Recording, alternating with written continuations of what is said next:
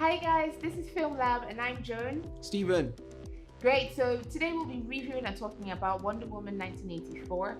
There are quite a lot of things that we're going to get into the intricate details of the review of Wonder Woman 1984. But before we go into that, let's give a quick review. Start with Steven. 6.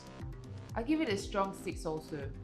I'll give it a strong 6 because DC have really been doing well. I mean, prior to now, it just dawned on me that, oh my god, this is actually DC production.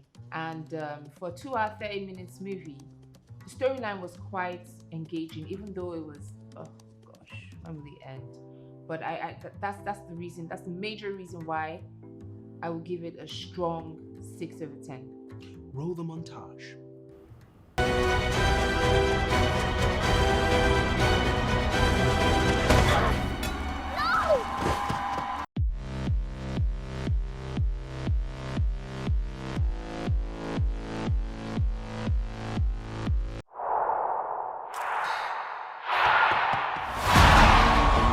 This world is not yet ready for all that you will do.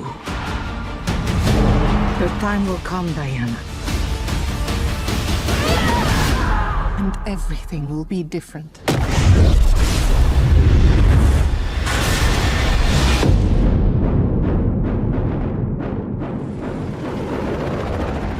Citizens of the world, I'm here to change your life. Anything you want, anything you dream of, you can have it. You look like you saw a ghost. Diana, look at you. It's like not one day has passed. I don't want to be like anyone. I want to be an apex predator. You've always had everything, while people like me have had nothing. Well, now it's my turn. Get used to it.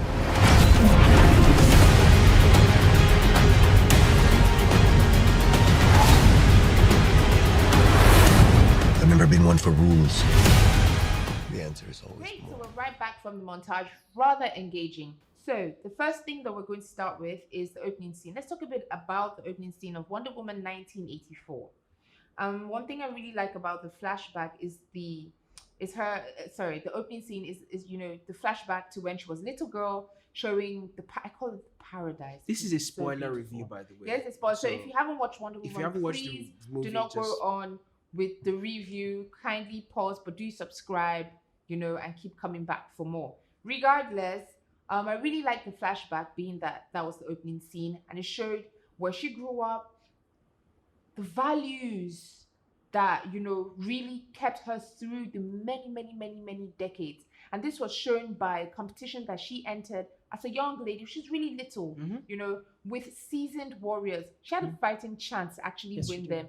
1 or 2 errors, and then she took the shortcut. And when she thought she would win, her mentor, basically her trainer, basically dragged her and was like, no, it's rather for you to fail honorably than for you to actually cheat. And yes, she cried and it hurt her, but her mother gave her some wise gems. And I think that's really good in terms of the opening scene had really strong moral values and standards. And you can see how it really played a part in Diana's life throughout the movie. Personally, I don't think it had much to do with her life. I mean, there was some reference to it every now and then. I think she probably said one line from that scene later on down the movie. She actually said a lot. But in my opinion, the movie ended up being about people letting go of their wishes, right?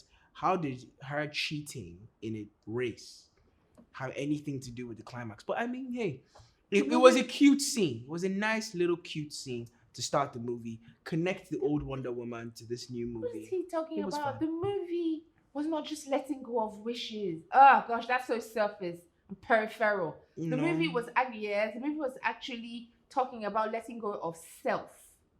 Fair enough. Actually, and you can see the connection from the beginning. She wanted to win by all means. That's self, Okay, good and point. then she did cheat.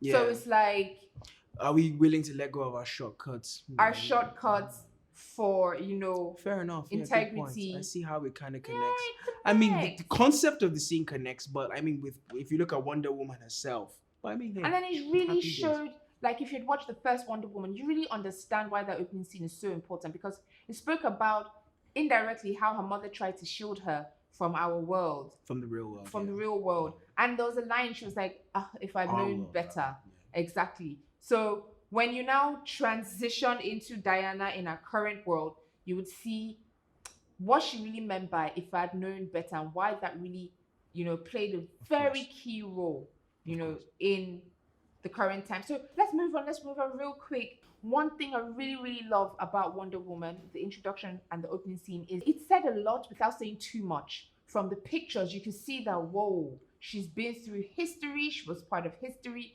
and you can really date her timeline, the existence of her timeline. Yeah, cute montage. I would say honestly that I like the fact that DC kind of detangled this whole universe idea. So it seems like that is done and dead in the water now. They're making more like standalone movies that are kind of better storytelling, that are better at storytelling and more impactful filmmaking. So you have things like Joker, Aquaman, Shazam, now Wonder Woman 1984.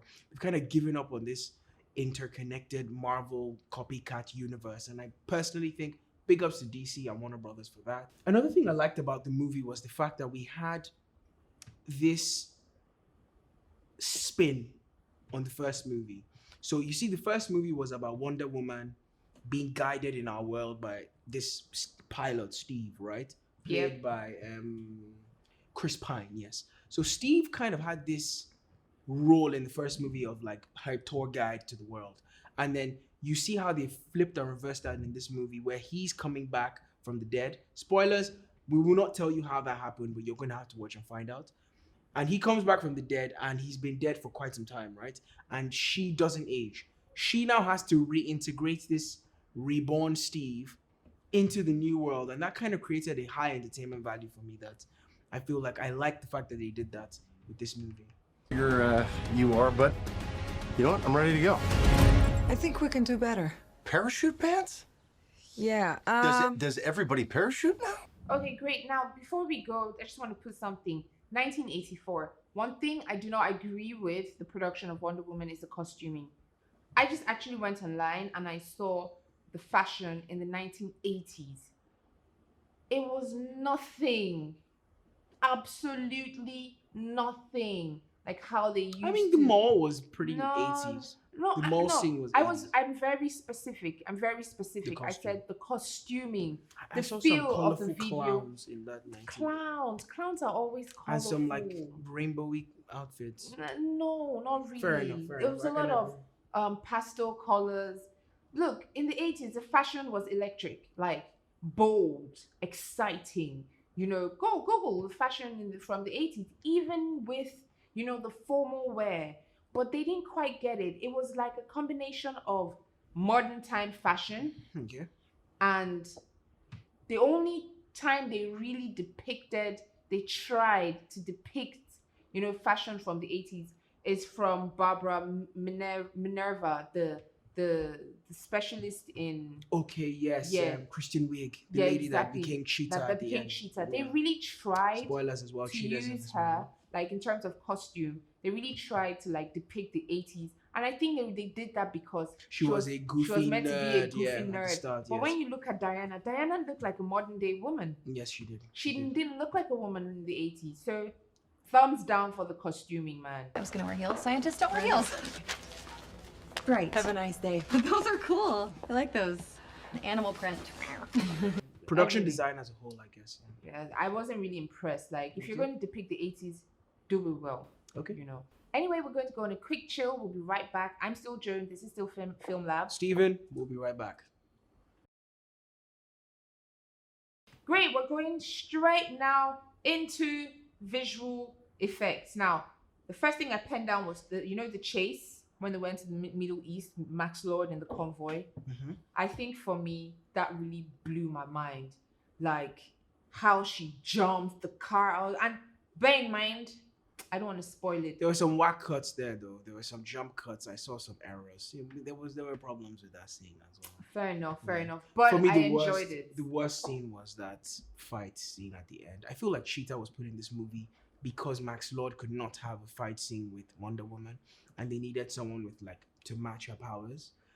So they kind of brought in Cheetah so she can deliver that final act. But I The like two that of them fighting show- scene though. It was in the dark. You could see that there was some shoddy CGI, man. Come on. Fair enough. But I think It's the oldest trick in Hollywood. CGI is whack. Put it in the night. I think the two wackest visual effect scenes. The for mall me. scene was really whack. Oh gosh, let's not. There were get some into the points where mall she was scene. hopping and appearing in points where it physically wasn't even possible. What about the part to the end? Let's just blame it on coronavirus and just move on. Anyway, Happy days all round though. Still a good movie. Watch it. I mean, the third act was way better than the first movie. So Yeah. for that alone, but watch the CGI, movie. I preferred CGI in the first movie. Yeah, definitely. Oh, it's 100%, much more better. realistic. Like, Coronavirus. Blame it on coronavirus. anywho, Okay, now guys. we're about to round up, but we're rounding up with the last thing, which is what I love the most: random comparison. Okay. Now, Wonder Woman, think of Wonder Woman, hero, savior, strength, woman. Now think of Kill Bill. Okay. I watched an interview with Tarantino. By the way, I love Tarantino. I love all his movies. All his movies. I see no wrong in you, Tarantino. Anyway, Kill Bill. And I was watching an interview with Tarantino and this lady. And she was really having a go at Tarantino for Kill Bill. And you know what he said? This is a movie about women. They're not about cute girls No, going it's hee, about hee, hee, killer hee, hee, women. all right, with their It's about butts killer and women. their t-shirts that stop below their before their belly button, asking permission to kick ass. These girls just kick ass. They're Right. warriors. They live by a code of honor, and they die by that code of honor too. Basically, he created the character Kill Bill to show like young women that you can be a badass. And this lady had a problem with it, and she kept going on about Shutting you down, Jenny. Yeah, that was hilarious. That was so hilarious. And he was really defending Kill Bill as a superhero. And I personally think that Kill Bill is a badass. Like, they both fought for justice at the end of the day. So I So think we Kill should Bill start a rocks. petition It to rocks. make Kill Bill. And I believe that I stand with Superhero. Tarantino when he says that every young girl should look up to Kill Bill. Watch Wonder Woman first, though. And then watch Kill Bill. Anyway, that's about it. I'm so happy that we had this amazing talk and amazing review of Wonder Woman 1984. So glad to be here with So you. glad to be here with you also on FilmLab. At the end of the day, guys, let us know what you think, and you're so free to disagree with our points. Please feel free to disagree. Wonder You're Woman so 1984. What did you think about the The movie? only point that you can't disagree with, Kill Bill is a superhero. See you guys.